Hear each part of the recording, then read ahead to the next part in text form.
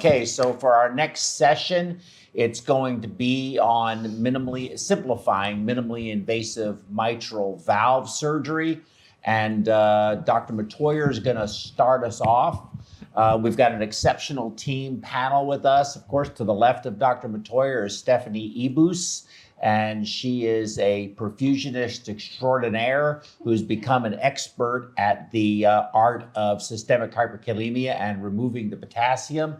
To my right, of course, Minh Tran. He's the male version of the perfusion extraordinaire. There's a female version and a male version. And Clint Robertson, my old friend from Alexandria, Louisiana, who I've known now for about 12 years. I think so. 12 years. That's crazy. Yeah. He used to be young and good looking, but now, that's my job. I'm starting to look like Joe. Do you have hairy ears? I don't know. I think you're growing some hair on there. Okay, so we're going to get moving. I think Dr. Mettauer is going to do some narration on a procedure that we did for him here at CHI St. Luke's, the Woodlands Hospital, where he is the chief of cardiac surgery and medical director. And he's going to narrate this and talk a little bit about just minimally invasive mitral valve surgery and how that is just such I think a beautiful technique compared to the sternotomy for isolated mitral valve. Okay. Rod, you ready? Okay. So basically, we have your ideal patient here, and we'll talk about some of the other body habitus that you can utilize with this technique. When I was approached by Joe with this several years ago, one of my colleagues that I trained with, Chance DeWitt in Louisiana, was doing some of these in some of his higher risk patients that were redo and not wanting to do a redo sternotomy. And femoral access for this is key, so that's one of the things you have to evaluate, and utilizing fem-fem bypass. But I trained with Dr. Cooley. His quote was, the KISS method, keep it simple, stupid.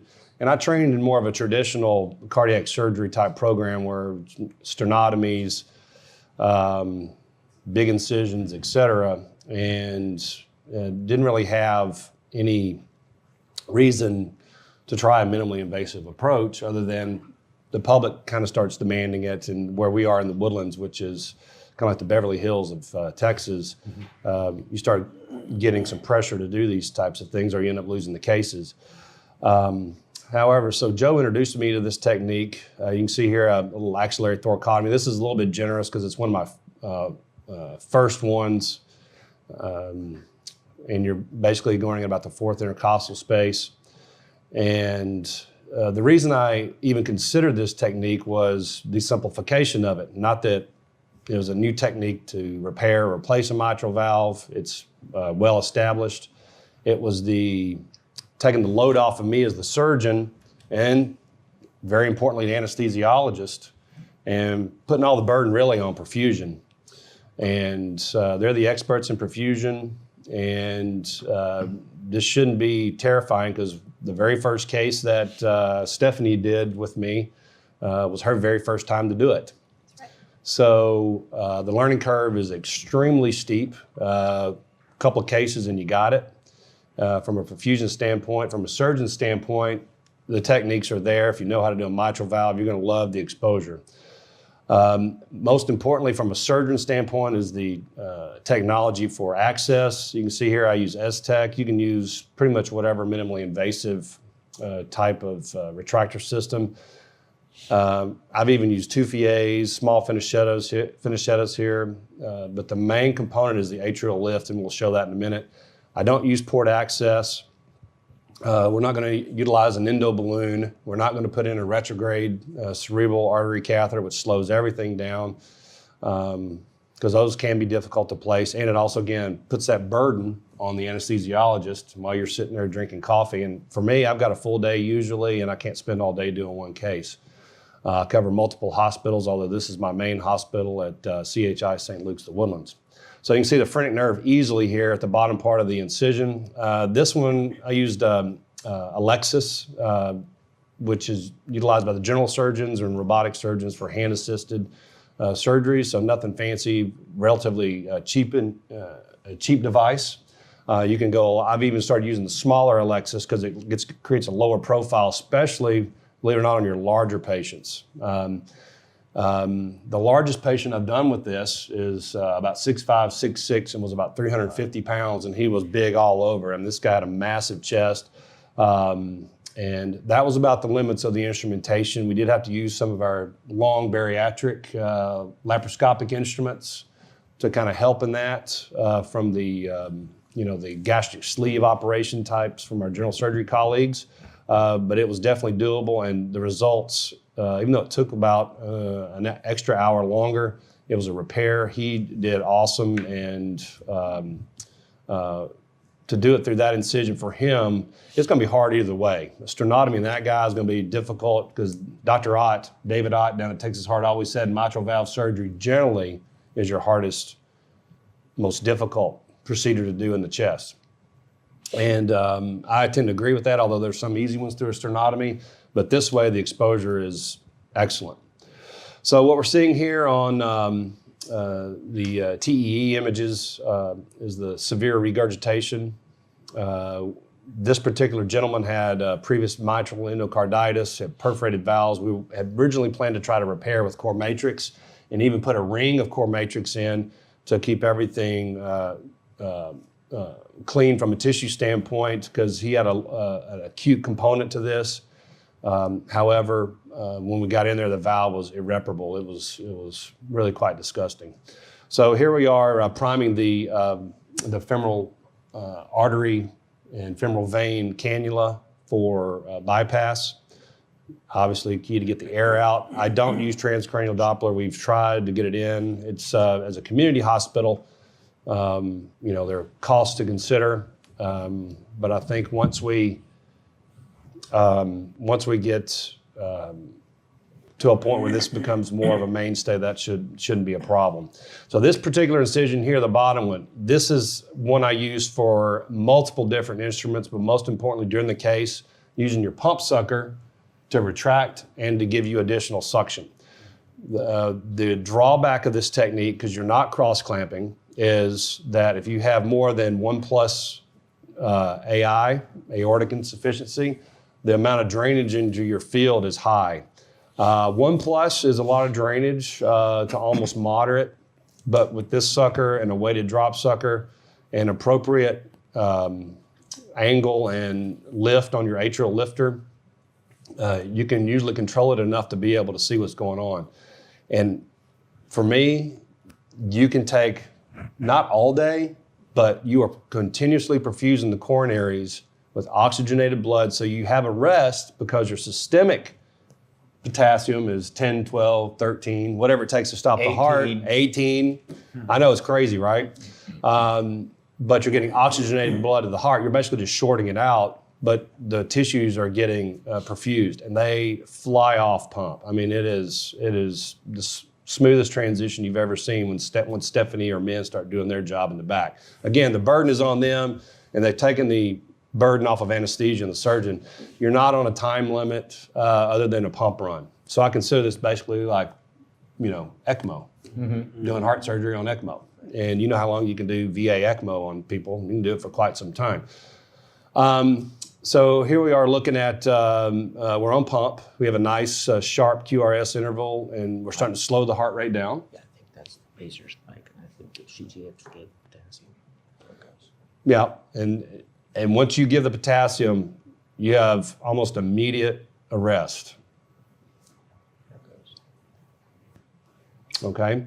Can you talk about the atrial lifter real quick? Okay, the atrial lifter, yeah. What happens when you don't have it? You try to hold it by hand. Well, the first one I did, that was the only thing that the Aztec company, before they were bought, they didn't bring the atrial lifter part. So I had my partner holding a handheld lifter from the mitral set, and it was miserable. You can't, there's just no way to have somebody, well, I guess if you have the perfect assistant, you can have them hold it, but you got to have the atrial lifter. Again, you're taking this out of the hands of a person and putting it into something that's not going to move throughout the case, because you got to have the atrial lifter. That is the key. I don't care.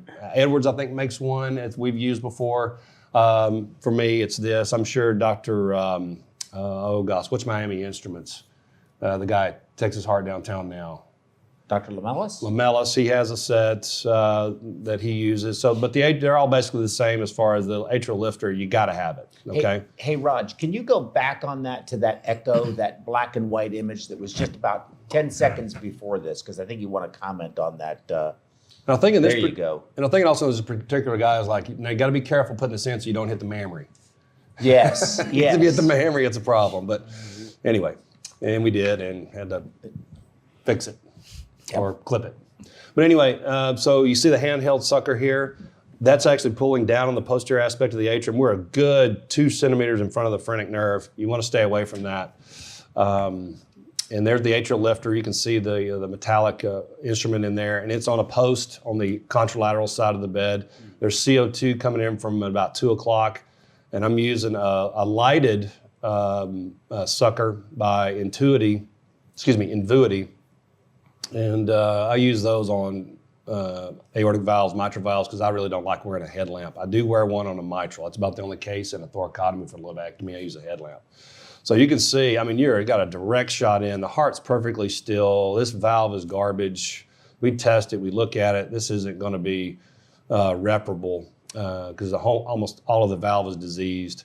And the annulus is calcified too. So for him, and we counseled him beforehand, the 50-50 repair versus replacement. My repair rate is about 80%. It's not 90 or 95. And I use the Dr. Lowry method, generally speaking, to repair valves. I don't cut any leaflets out if I can help it. I think you need to utilize the tissue you're given. And even though I trained at Texas Heart, I'm open to new techniques. So clearly. All right. So visualization here for me is great. For the video camera, I'm trying to get out of the way a little bit. But again, I think we've made the decision to remove the valve. If there's any posterior leaflet that's normal with chordae, I leave that. And again, that's surgeon choice because, as we know, we like to leave some of the chordae intact. But again, this is a heavily diseased valve. If it's just a floppy myxomas valve, those are pretty easy to fix. Barlow's type, I think those are great actually to just repair. But again, we're sitting here chatting and talking, and you're not under that time constraint of cardioplegia being administered for me, I do it every 10 minutes. Most guys do it every 20 minutes.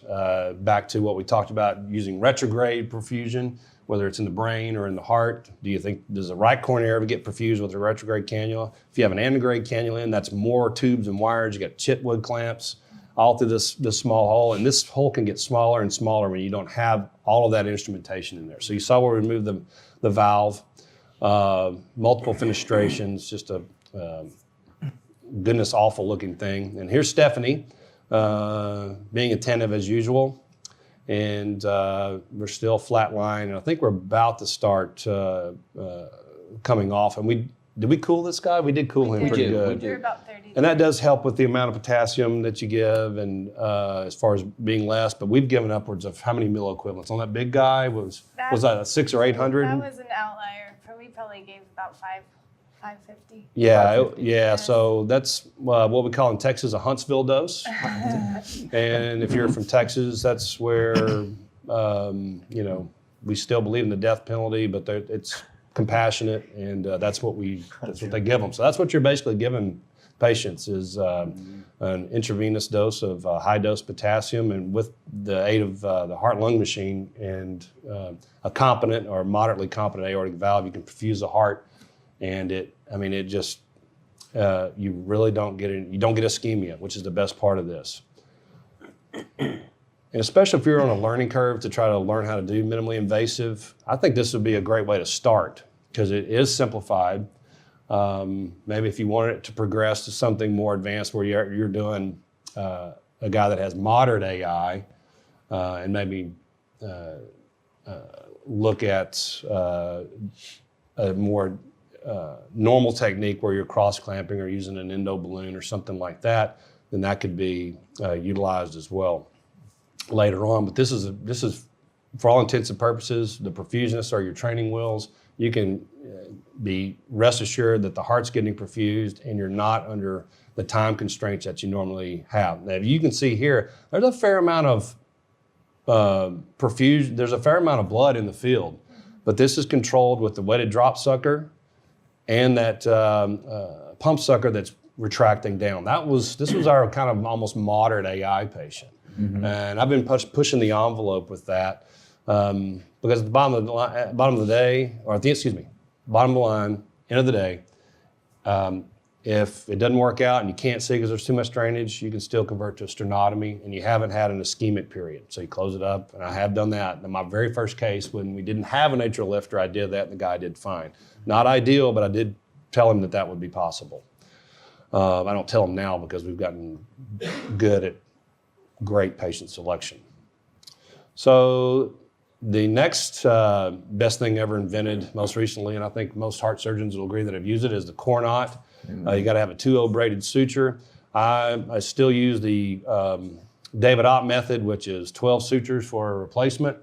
Aortic valve, if it's 21 or less, it's 9, 3, 3, and 3. If it's 23 or higher, it's 4, 4, and 4. It works great. It's simple. It works for pretty much everybody. So here, 12 sutures. The core knot comes in a pack of 12. And this easily shaves off 30 minutes or more if you're using a knot pusher. Which really hurts us a little bit because we've got to be even faster now getting that potassium out and getting rewarmed. Well, true, but if you communicate and you guys see that I'm using that, then you know to remind me. Yeah, except but we can't start too early because we don't want the heart to beat. True, that's true. But you can, once the valve is in, especially on a replacement where you're not as concerned about a significant leak, you don't have to really worry about that. Now, on a repair, I get it. You want to be a little slower, but again, you have the benefit of being on FemFem. Regardless if the rate's slow coming off, you can wait a little bit. Especially if you're learning with this new technique, it does simplify it. You have time. You can these guys can spin it off a lot quicker than you think. I mean, you're hurting yourself a little bit there on that because it doesn't take as long as you would think to dialyze and get this off. It was the warming that took longer than getting the potassium off for us. In larger patients, you got to consider that. Yeah. Which I think surprises this guy's a lot of super people. skinny, so it's not that hard. Right. So now we're checking the valve. You put your weight, don't forget, now you got the CO2 in there, put your weighted drop sucker through the leaflets, make sure you have plenty of slack because they're kind of sticky with other cannulas and your suckers and you're going in and out. You want to keep that in till the atrium's closed. And I'm testing the valve with usual method there. You really don't have to, especially this guy who's got pretty good AI, just let it fill up and test it with a pickup, okay? And I've done mechanical valves. The replacements, obviously, they're even easier this way than it is with an open procedure because you can see the anterior portion of the annulus. So we're trying to get the atrial lifter out. Don't forget your pacing wires. I always forget because you're you're jazzed about getting finished. The pacing wires, that can be a little challenging putting in. I just always use ventricular wires because that's the way I was trained. You can do atrial and ventricular. Get you a good piece of epicardium to put it in and bring it out through the right upper quadrant of the abdomen or right lower portion of the chest. I usually just use one and a grounding wire because I'm a big believer also. And this is the other reason I wanted to use this technique was I believe the fewer holes you have in the heart, the less chance you have to bleed. Okay, so same thing for aortic valves. I don't put a superior pulmonary vein vent in. Dr. Ott dropped one through the root, and you kind of get blind to it. It's kind of like a fire hydrant in your yard. When you buy that house, you're like, man, there's a fire hydrant in my yard, and it's an eyesore. Nobody notices a fire hydrant in your yard. And we just recently had a big freeze down here. Nobody notices where the water meter is. I had to go find the water meter for my sister-in-law and turn it off because she had a leak in her house. Oh, Lord. Yeah, but you think of all these things that that are kind of like eyesores, but you kind of get neglectful of it. So same thing with the aortic root vent. So that's just a little aside. So I don't put a superior pulmonary vein vent in. I do not like it. But getting back to that pacemaker, making sure you put it on before you fill the heart. Yes, once you come off, it is very painful to put in. And it's not the end of the day. If you do, you're there in the operating room, you could float a temporary if you want. Make sure you at least get an atrial, because that's easy to put in. Because you're in this particular instance, you're more likely to have bradycardia from kind of a slow atrium than you are to have heart block from hitting a bundle of His on aortic valve replacement. So if you have an intact bundle, an atrial wire should suffice. So at least have that if you forget. I haven't done that yet, but mainly it's because Stephanie and these guys have reminded me. I think I forget about 50% of the time on the wires. You never. Because you're ready to get done. You never forget anything, sir. Right. Whatever. Not the super important parts, but I've forgotten pacing wires. Anyway, so the heart, you can see, was filled there, and now we're coming back to the monitor, and we are rewarming, and we've obviously stopped the potassium. The heart's, the LV's decompressed, although the right heart still has some water in it. You can see there's a little bit of air in there, but that's not significant. Now, on this particular one, the LV vent has slipped back once the heart filled up, so you got to put it all the way into the apex. But again, it had sucked out enough of the air to be insignificant. Oh, you got to have single lung ventilation, obviously. Anesthesia has to put in a dual lumen tube for this. Contraindications are, if you get in there and you got dense adhesions, it's your level of comfort in taking those down and looking.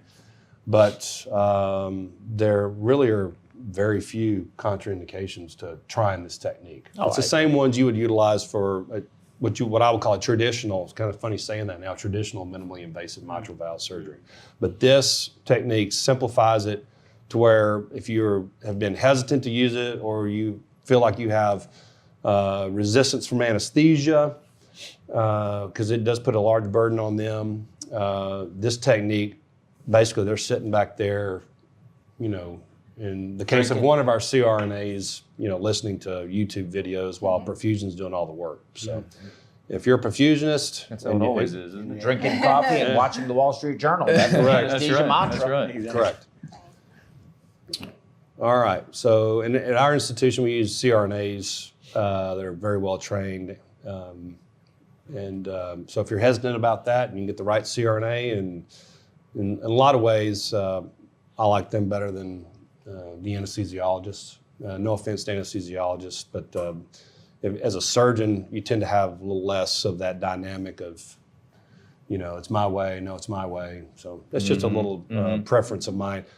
And the timing of this is once you decide to come off and stop the potassium and they're rewarm, it is, see the sharp QRS complex? It's not that kind of wide, ischemic, coming off sluggish. It's pretty snappy. It's because you've not had an ischemic arrest. So this is, for a skinny guy, a pretty generous incision. It's one of my first ones. I use JP drains. Put one in the pericardial space, just fit it in there, and one posteriorly in the pleural space. You can see your wires coming out. We've decannulated, repaired the arteries, and getting ready to go to the ICU. Very good. That's excellent. That is great. Did we ever find Dr. Jones?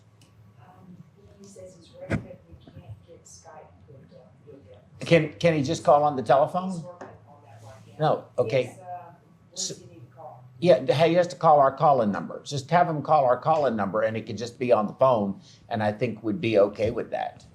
Yeah. Just my background. I think I traded the best place in the world, but I was a great laparoscopic surgeon, at least in my own mind. 20-minute gallbladders, 15-minute gallbladders. Heart surgery, I didn't want to do anything like this. This technique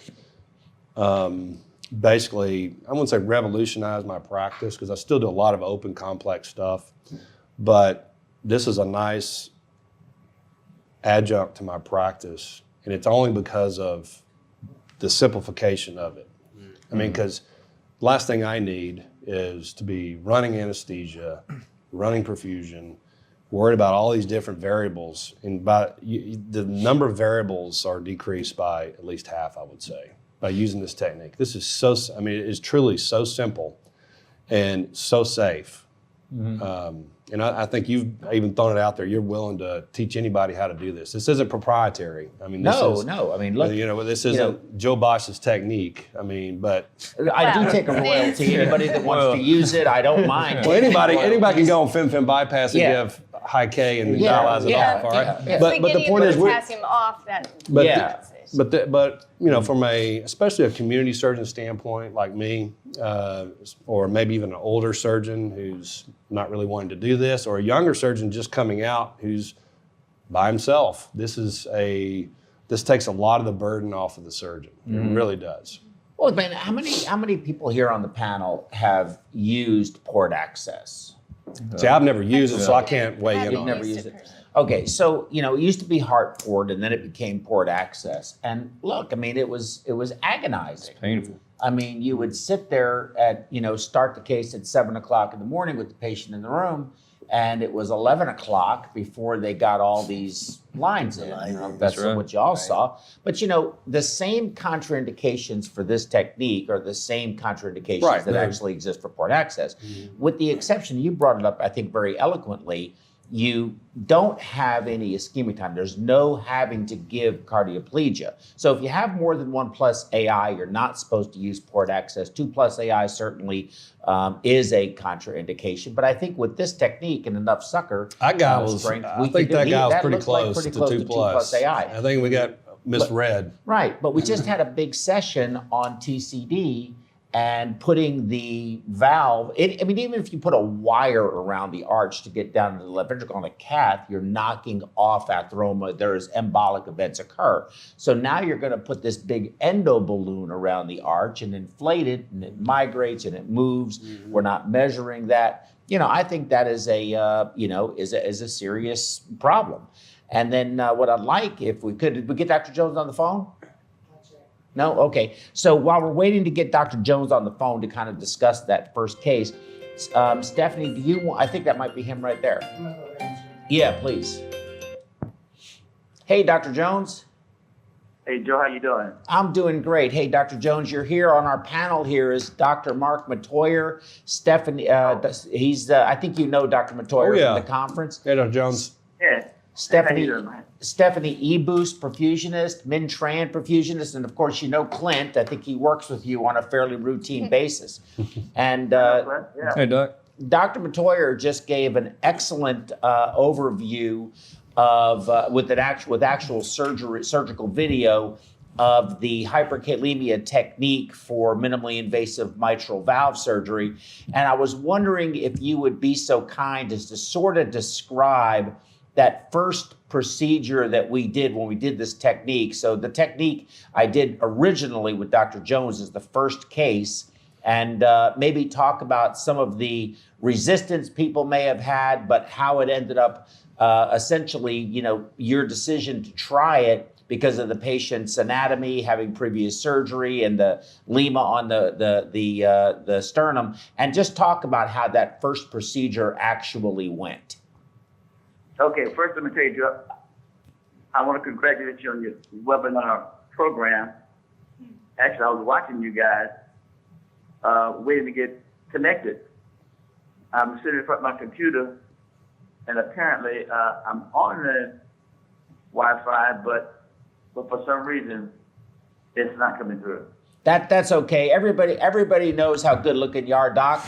So and you got a great voice. So we'll just put a picture. I wish I had a picture of Dr. Jones. I'd put a picture of you up if I'd have known would have had a trouble connecting. But you know what, everybody in the audience, go ahead and register for the New Orleans conference today and come visit with and meet Dr. Jones in June. So that's the best way I think to handle that. But go ahead, Doc.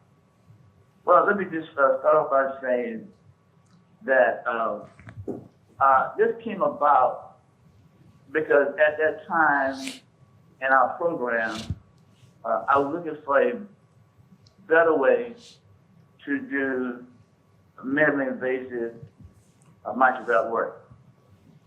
And actually had traveled to several locations to view their procedures. And actually came back a little I guess, befuddled because I thought there might be a better way.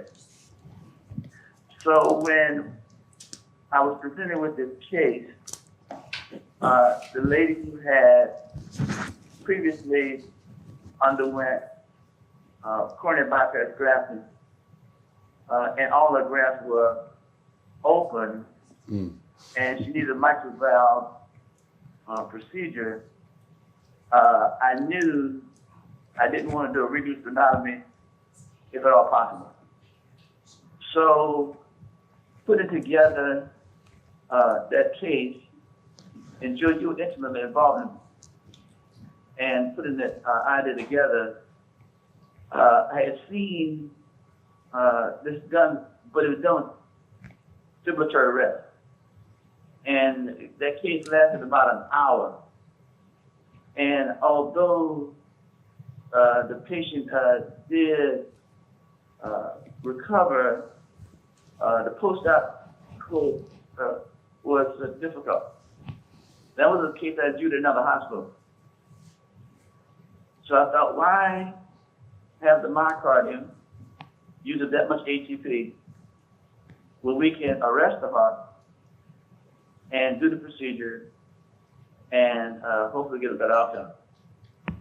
So again, putting that idea into practice, we came with the idea about let's just dock it with high dose potassium and do the procedure.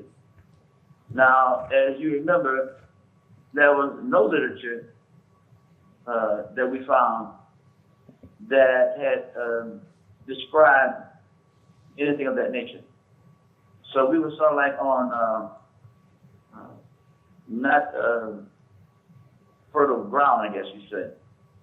But knowing that this could be a better procedure for the patient, we embarked on this, what turns out to be the first case, actually that we ended up getting printed, of hyperkalemic arrest for mitral valve repair or replacement.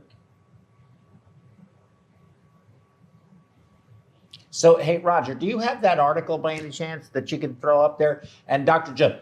Jones, we did find a picture of you. So, you know, getting back to that port access, you brought up a really good point because this was a redo with all patent grafts. So you got the mammary, and now you're gonna, if you're using port access, you're going to have to deal with that. And you have, because you're on pump, right? Mm-hmm. And so that's going to continuously be perfusing. And if you have patent vein grafts in the aorta, you're going to occlude them with the endoballoon. So that's right. Yet, or you don't think so? Or well, it depends on where they are, but yeah, possibly. Yeah, so you can basically give retrograde the whole time. Yes, Or so you have to do the retrograde. Yeah. Certainly, exactly. So that first case. So how'd that patient do? Well, you know, actually, she did extremely well, and we were very pleased with the outcome. So there's your article. Oh yeah. Which led us to having it in our armamentarium when those type of patients presented. Mm-hmm. So, you know, did you have any fear when we first did it? Were you afraid? No. I think we had planned it out to the point that if everything had gone well technically, I should have a good outcome. Mm-hmm. Well, it's the same thing I discussed earlier, Dr. Jones. If it's not going to sit up right, then you can be committed to the sternotomy, mm-hmm. and you're already on fem bypass, and it actually makes it a little, a little safer to do a reduced sternotomy. I think, in my opinion, mm-hmm. we don't always like to do that, but I'm always wired out on a redo anyway for a mm-hmm. reduced sternotomy for fem bypass. So let me ask the perfusionist in here. Can you guys discuss the circuit? So you're actually the first. So I got to do the procedure first with you. Now, what did you think when I told you what we were going to do? Dr. Jones may not have been nervous, but I was a little nervous. Okay, and Stephanie. So I got to do it first with you as well. Stephanie's eyes were that big. I was uncomfortable. You were uncomfortable, Yes. and Min? I didn't know what I was getting into, but I was I was ready for it, but it was a little bit. That's what I was saying. Min's Good my answer. favorite, by the way, in case anybody That's didn't why. know that. So talk about the circuit. Stephanie, can you describe the perfusion circuit and how we set that up? Well, initially, we always have a hemoconcentrator in our circuit anyway. So we had the one, and then we added another one through the roller head where we would usually do the cardioplegia. Hey, Raj, do we have that diagram? I'm sorry to bother you. Forgive me. Go ahead, Steph. We've had questions of, do you really need 2 hemoconcentrators? And I would say yes, so that you could get it all off in a fast amount of time. Then I also used one of our other pump heads to Y in our Duosol for continuous infusion. Now, can you talk about Duosol? What Duosol is? Yeah, so these are the things, a couple of the things that would make maybe if you're starting at a small community hospital, you might be uncomfortable with the things we're telling you to get. At St. Luke's, they do continuous renal replacement therapy, so they already have the Biberon. You have to have 0 potassium bicarbonate Biberon so that you can continuously infuse. We're basically Z-buffing.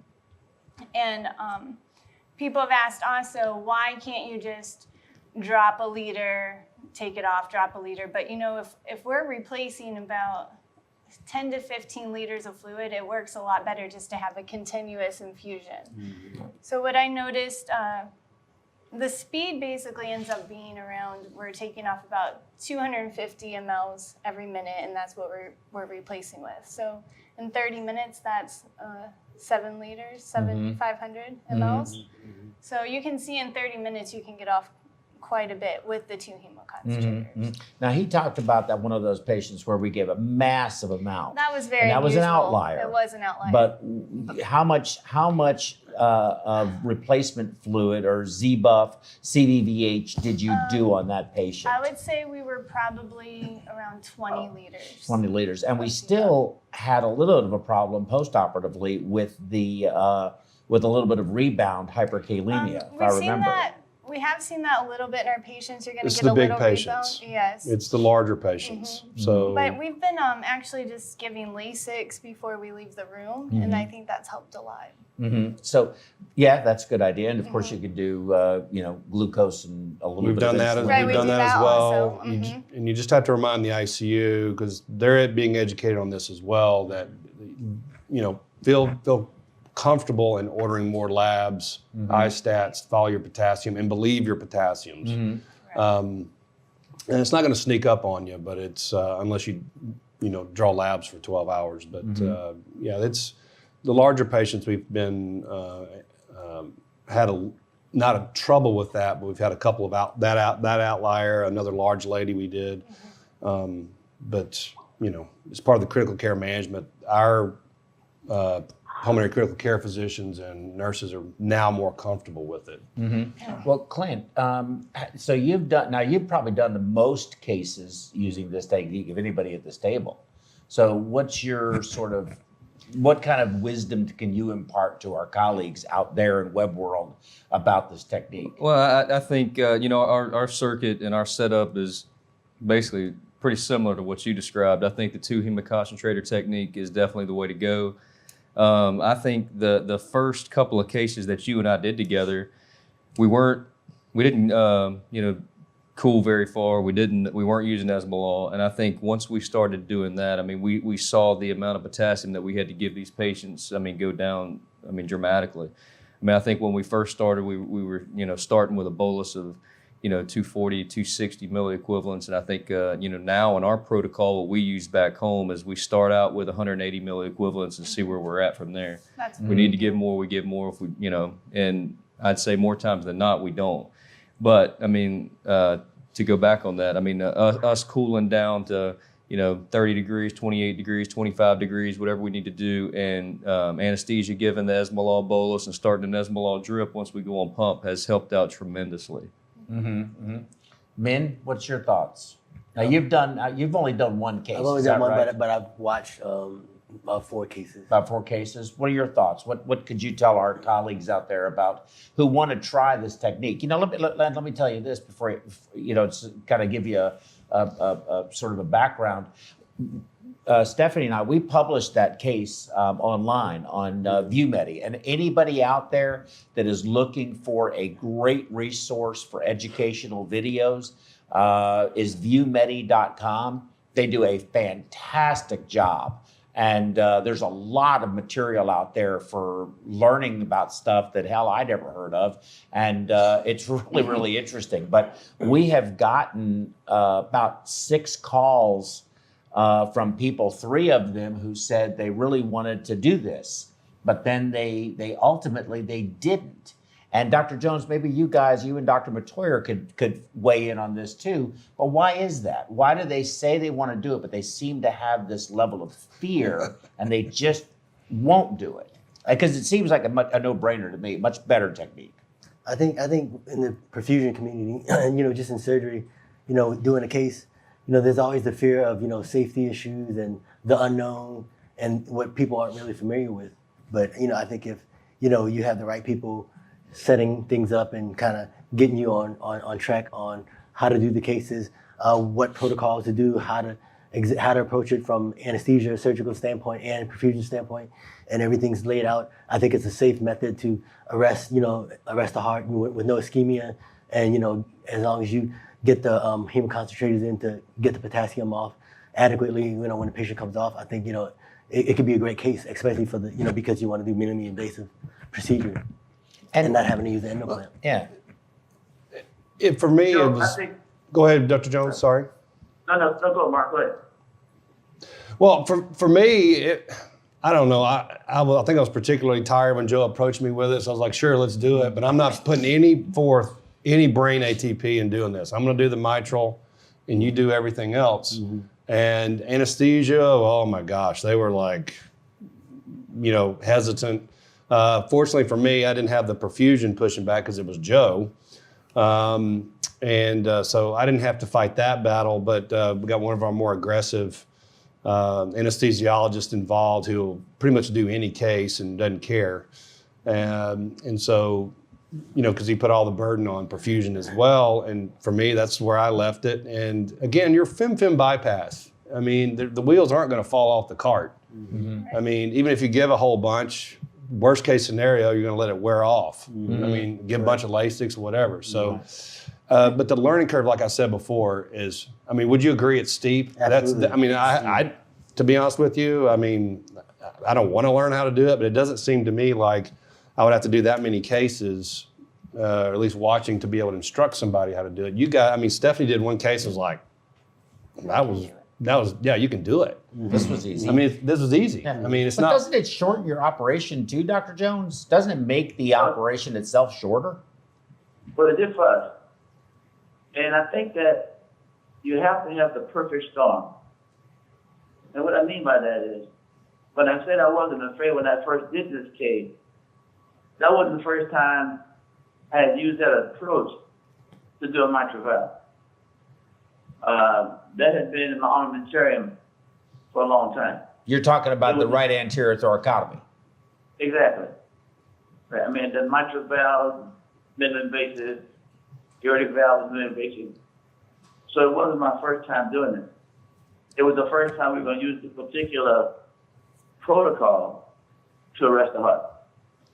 Mm-hmm. So, I mean, I don't think this should be someone's first out the gate time to do the minimally invasive mitral valve. They should try this. Well, also, it was great that Joe was there, and actually we had talked to Joe for a while. As far as anesthesia was concerned, they came along without any difficulty.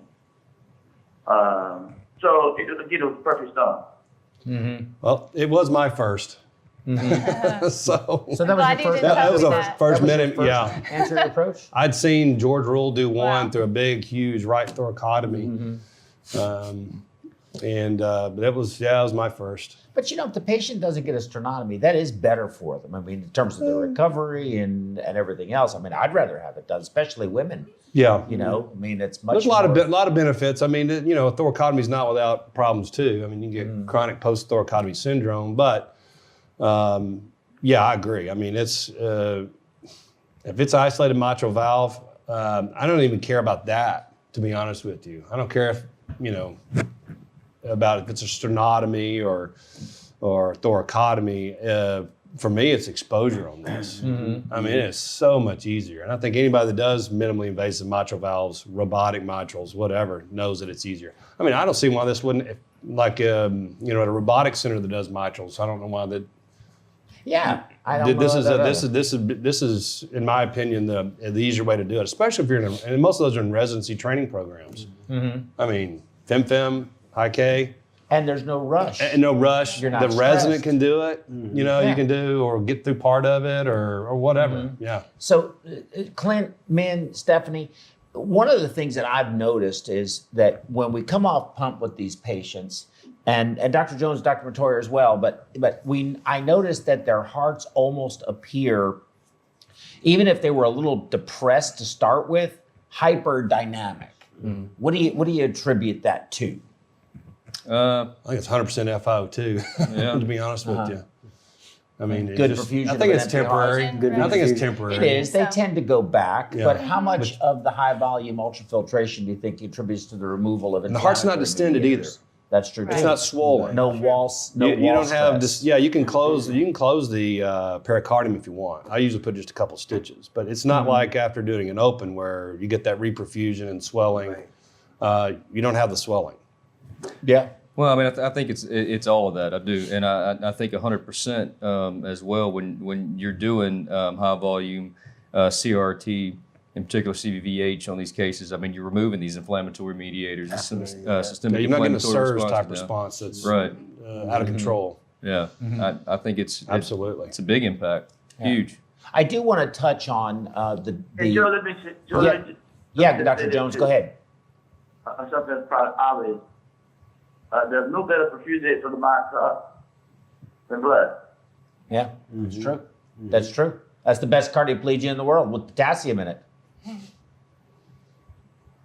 The question I've been getting a lot is, what does all that potassium do to the rest of the body? Are we causing any harm? And I'll tell you, we haven't seen any issues. They're awake, extubated the next day, talking. Have you seen any?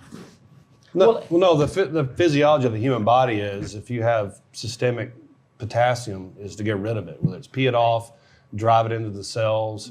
I mean, the ionic gradients are such that it's going to happen. You just, I think unless, once you get most of it off with what you guys do, the human body takes care of the rest. It's not, it's you're resetting that and from that mechanism, the potassium, sodium, ATP, Sodium pump and all that all of stuff. that. Right. Sodium, potassium. Well, yeah. interestingly there's no enough, long-term. 400 of potassium is barely 10% of the total body load of potassium. So it's Right. really not not as much as you think it is. Right. It's just extracellular. It stops the heart. Now, two caveats to that. Don't give it fast. That's right. Because if you do, we've seen that Oh, yeah. before. You'll see a big spike in your blood pressure. You'll see that reaction occur. But in talking to every physiologist and pharmacologist and intensive care doc that I could find, nephrologist, everybody, there is no morbidity associated with giving someone 400 potassium except cardiac arrest, diastolic arrest, which is what we're trying to achieve, unless you're in Huntsville, and then the consequences. So you need to be on bypass to do this. But going back to that solution, the pediatric folks are very, very familiar with this. So we've all, as perfusionists, we've Z-buffed in the past using normal saline. It's acetate-based, not bicarb-based, so you get the pH adjustment, but you dilute your bicarb as you constantly are doing, removing fluid and replacing it with saline. This solution is normal physiologic bicarb-based, but they're just take the potassium out. You get multiple formulas with calcium, without calcium, with potassium, zero potassium, 2 potassium, 3 potassium, 4 potassium, whatever it is you want. So we use zero potassium, but we can do this enormous volume of hemofiltration, Z-buffing in essence, for people who are watching this familiar term, and have the bicarb the acid-base balance just stays perfect. I would not try to do this with just normal saline and bicarb. I wouldn't either. It'd be a horrible idea. If you're thinking about it, don't. Horrible idea. So, with all of that said, Dr. Jones, any final thoughts on what we're going to do? Now, I don't know if you have the time, but if you could just hang on for a little bit. I think we want to go to a quick commercial break. Welcome back, everybody, to the show. I think our phone line, Dr. Jones, you still with us? I'm here. Okay, are we going to get any, so Roger, people can call in? Well, we're going to have to merge the call. Okay, so how would we know if they were calling? You'd just see a... Yeah, I just see it on the phone. Mm-hmm. Give me 1 second. Is it? Nobody's called so Oh, nobody's called so far? Oh, come on. We don't have any calls? Everybody left? Oh, they're listening. Yeah, they're listening. No question. So I guess what we could talk about is, I think Clint and Min wanted to talk about how the Saints got robbed. 100%. Oh man. And so that was a real. Dr. Jones, did you cry? Excuse me? Did you cry When? the Saints lost? Oh, well, I wasn't exactly crying. A true Saints fan wouldn't cry. Yeah, that's right. No, I wasn't crying. Yeah, the bad part about it is one of our perfusionists that we work with he's actually from Pittsburgh, so he was a Steelers fan. And I was about that close that morning to calling him and messing with him about Pittsburgh losing. I said, well, I better wait a little bit and see what happens with New Orleans. Right. I'm glad I didn't do it. I had the same silly cut. Well, if we don't have any calls, how about we just go around the table unless somebody does call in, and you'll let me know, and we'll just start with the left side, or actually let's start with the speaker first, Dr. Jones. Any final thoughts regarding what we've been discussing today? And we're just going to kind of go around the table here and move forward. Well, like I said earlier, I think this is something you want to have in your armamentarium for certain cases. And it does benefit the patient, you have a call. and it's something that you can Hey. easily adapt. Hey, Doc, Yeah. I'm sorry to interrupt you. We did get a call for a question, so we're going to interrupt Okay. you. Okay, and we're going to merge the calls. Hold on. So, We're back again. okay, hello? You have a question Hi for there. us? Oh, I sure do. Stephanie, can you talk a little bit about Do you mind? how the potassium is administered? Yeah, I'm so sorry. Do you mind telling us who you are and where you're from? Sure. This is Patrick calling again from New Orleans. Oh, hey, Sorry, Patrick. from New Orleans, from Houston. Okay, you actually work with us, but I didn't recognize your voice. Okay, what's your question? I wanted to ask Stephanie about how the potassium is administered. You mentioned you don't give it all at once, and I wanted to hear a little bit more about that. Sure. So we initially start out, I have 180 milliequivalents drawn up of potassium in a syringe, and I just give it slowly over a few minutes, and you'll just see the heart gradually start to stop. I say more times than not, we do add another, I'd say 40 to 80 over time, but only if we need it. If Dr. Mettauer is complaining that the heart's still beating and he needs it a little more still, I'll just keep giving a little bit at a time until we get to where we need to be. Would you say that's about right? Yeah, Over we- a few minutes? We do the same. Like I said, we start out with 180 milliequivalents as well. More likely than not, we do have to add a little bit throughout the procedure. Every once in a while, you'll get a little beat here or there, and you'll hear either Dr. Jones or Dr. DeWitt, who Dr. Mettauer was talking about earlier, who he trained with. Of course, they'll let you know as soon as you get a beat. The heart's beating, oh my God. It's not about, it's just, it It's just changes the they're trying dynamic. to I mean, it work. really Right. changes it quite a bit. That's what it is. I think the biggest key is a gradual delivery. And like I said, what helped us out with the cases that we've done quite a few here lately, is when we kind of put our heads together and kind of figured out, cooling this patient a little bit's gonna, help us out. Anesthesia, starting some Esmolol, putting an Esmolol drip on. Like I said, it significantly reduced the amount of potassium that we have to give during these cases. And I mean, I'm assuming you guys probably We do do the that. same over there. Considering So we usually Joe's done it. start the Esmolol drip when we go on bypass, Correct. and then when we start taking the potassium off, we shut it off. We do the exact same. Okay.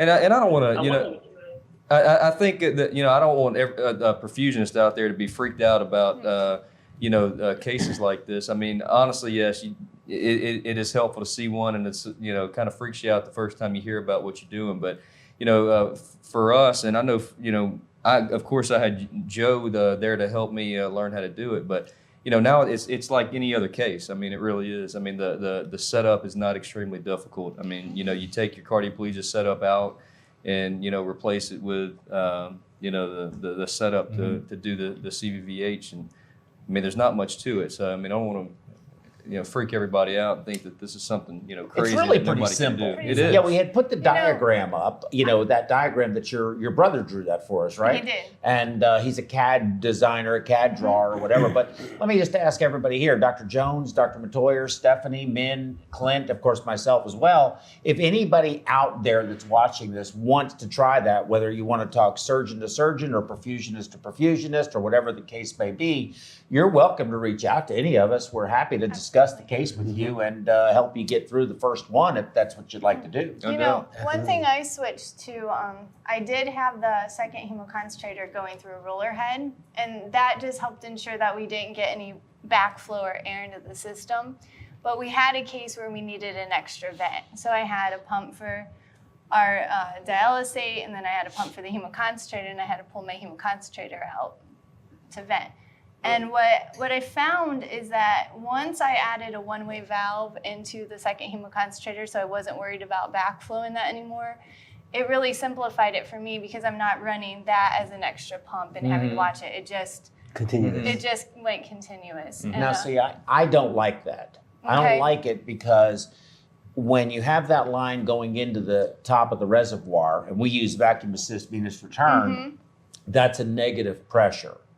And so I like to use the roller pump because I can generate a much higher pressure in the blood phase of the fibers, and it helps to push the ultrafiltrate out a lot faster, and I can ultrafiltrate a lot more volume in a shorter period of time. So that's why I like to use the roller pump. With the positive Not pressure, necessarily right. for the flow. I do it for the pressure, for that positive, positive pressure, pressure. in the inside of the little pipettes, the little fibers. I haven't seen that it slows down any, but maybe, Yeah, I mean, maybe I just need to because try it. if I still ran my dialysate at the same rate. So Did. I don't.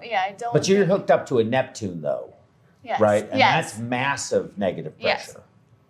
So, do you recommend you use a Neptune, or you use suction, or do you let it just flow through just the pressure gradient Oh, I think into it's atmospheric pressure? Do you hook it up to a suction? I hook it up to You suction need too. suction Yeah. for this. Yeah, I agree with that. The gravity drainage is just going to take way too long, and it's too going to long. extend the procedure out, and it's going to get these guys on our back. They It's get gonna- anxious. They get anxious.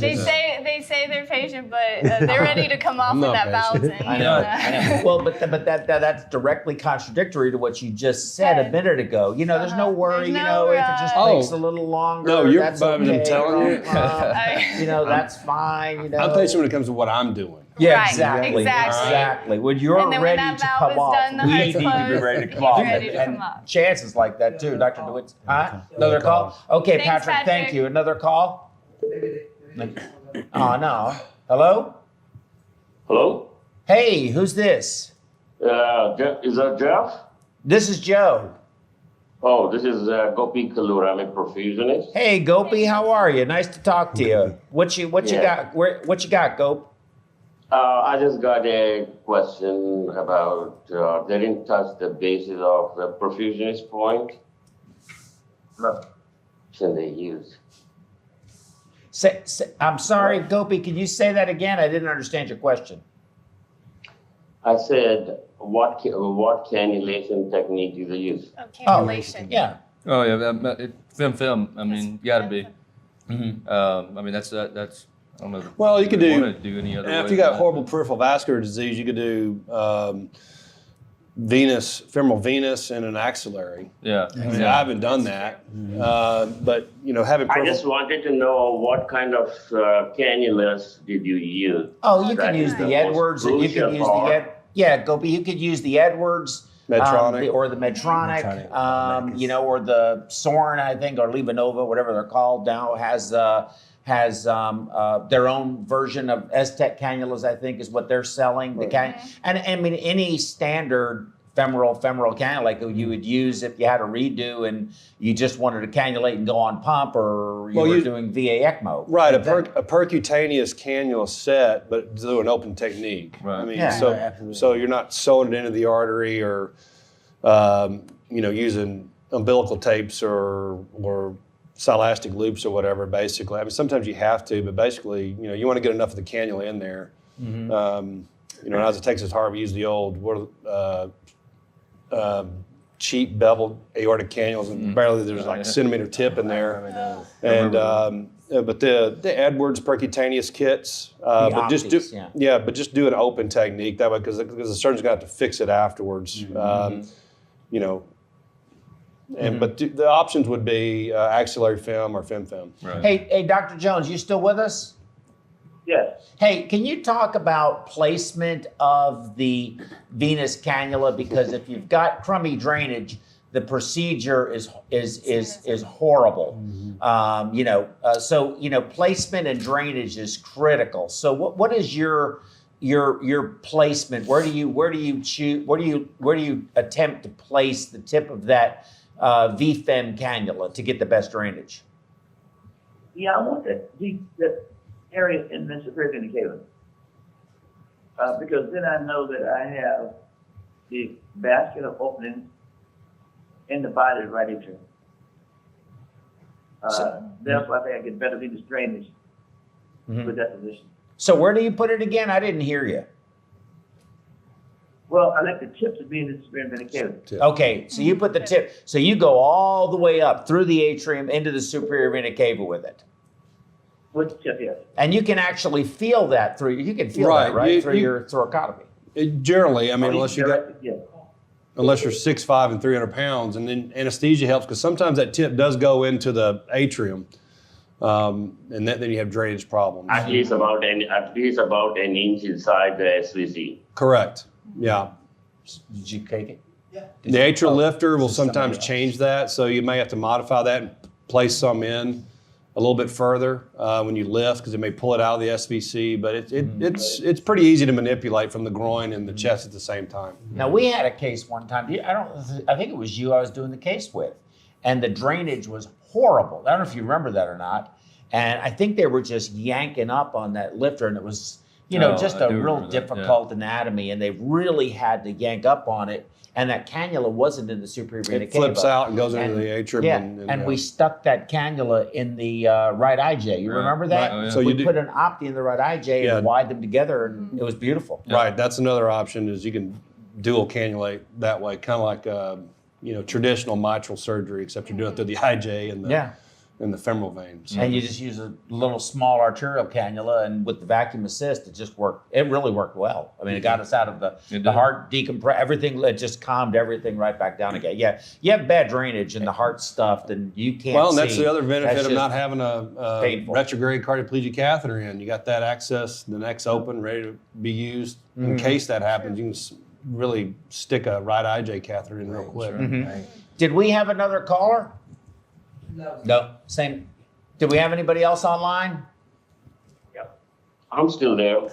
Okay, Gopi. All right. Well, I hope that answered your question. Dr. Jones, you're still there? I'm here. All right. Well, I think we need to wrap this up. I think are we on time here? 11, guys? Or a little early? 11:20. Oh, we are a little I think early. one more thing, just from a perfusion standpoint. I mean, if you Joe, know, I got one more question. Okay, Gopi, go ahead. First of all, good morning to all the panel. And Morning. Hello, Gopi. Morning, Gopi. yeah, I just have you guys tried ever using Del Nido cardioplegia? I mean, for this type of procedure, or are you saying just in general? This type of procedure. Well, no, because we have no need to arrest. We have no need to give cardioplegia because the heart is being continuously perfused with oxygenated blood. So it wouldn't make any sense. We don't ever touch the aorta. See, Gopi, we we're don't- trying to prevent having to cross clamp at all. Right. No ischemic time at all. So, I mean, I think Del Nido on its own merit is probably a good solution, Substitute, but that would only be applicable if we were planning on cross clamping the aorta. Because, I mean, you can do your technique. You can use the Chitwood clamp, that articulating one, and snake it in there. You make another incision and you put it in there, but those things slip. I think you've done a lot of cases with the Chitwood clamp, haven't you? And it slips off. You've got the heart stop. Now it's beating again, and it's pretty frustrating. So, I mean, your question's a good question, but I don't think it's applicable in this scenario.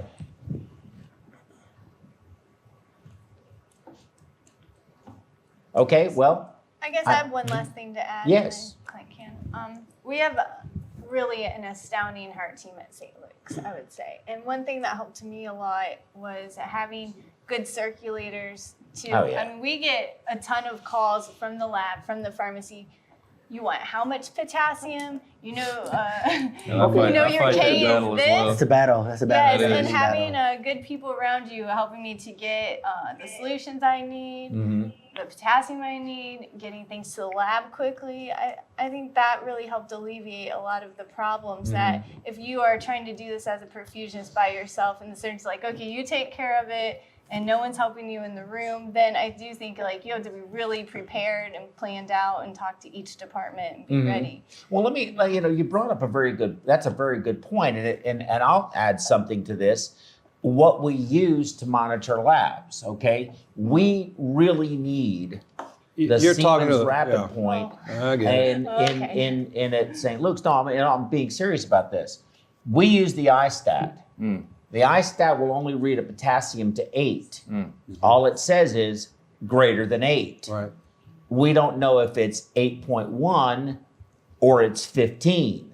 So it's hard for us to kind of assess. And of course, I don't want to get into the minutia of, the simplicity of just, what do you think of that Siemens machine? What's your view? nobody's paying me to say anything, by the way. So I love it. I mean, it made ours, the process, a lot simpler. I mean, it gives you the result right there in front of you. You're not having to wait. I mean, you're not guessing at, like you said, where you're at. I mean, you have it basically right there. I mean, if you're at 13, it's going to tell you you're at 13. If you're at 12, it's going to tell you you're at 12. And you have confidence in the values. 100%.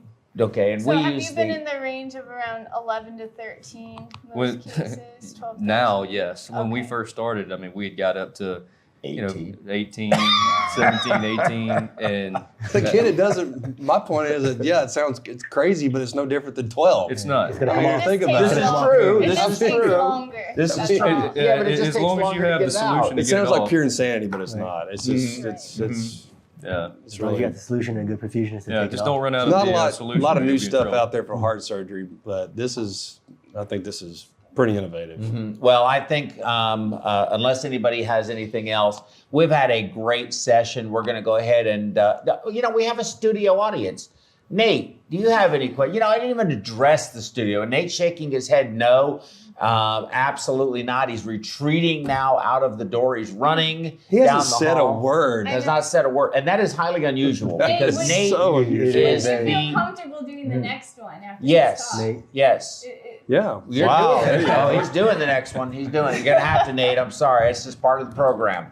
But we've had a great time, and I can't thank all of you enough for participating in our first webinar of our webinar series. Don't forget our website, perfweb.us. Don't forget the conference, theneworleansconference.com. So on behalf of myself and this illustrious panel that I feel so privileged, and Dr. Jones on the phone from Louisiana, beautiful state. You know, crawfish season's here, but I'm worried because it got really cold. Yeah, they're gonna be small. They're gonna be small. The Saints are out of the playoffs and the Super Bowl chances, but that's okay.